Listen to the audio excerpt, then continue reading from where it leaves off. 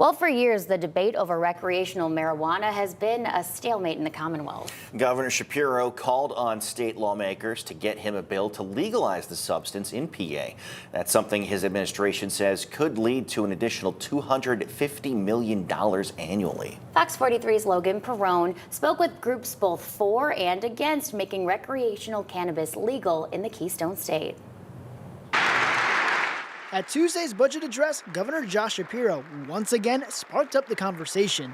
I ask you to come together and send a bill to my desk that legalizes marijuana. An issue debated in Pennsylvania for years, and one supported by Meredith Buettner and the Pennsylvania Cannabis Coalition. I think with the momentum that we have now and the leadership of the governor on this policy issue, we can legalize cannabis by July 1st.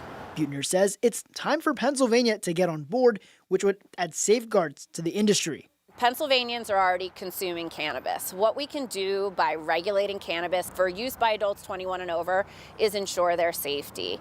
Marijuana is also seen as a moneymaker.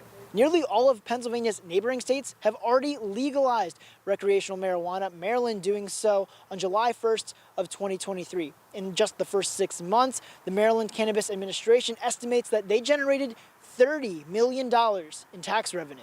Opponents of the legislation, like John Davio and the nonprofit Smart Approaches to Marijuana, point to several concerns. They're going to see a 17% increase in substance use disorders.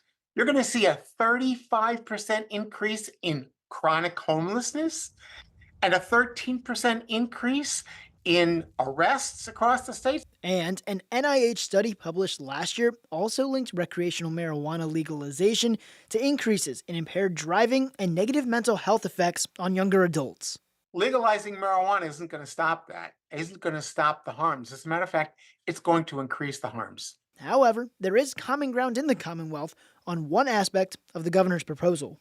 The expungement of records, that can work. And we support that idea for low-level offenses. We often talk about some of those goals as part of a package, but that doesn't mean they shouldn't exist as priorities outside of that package.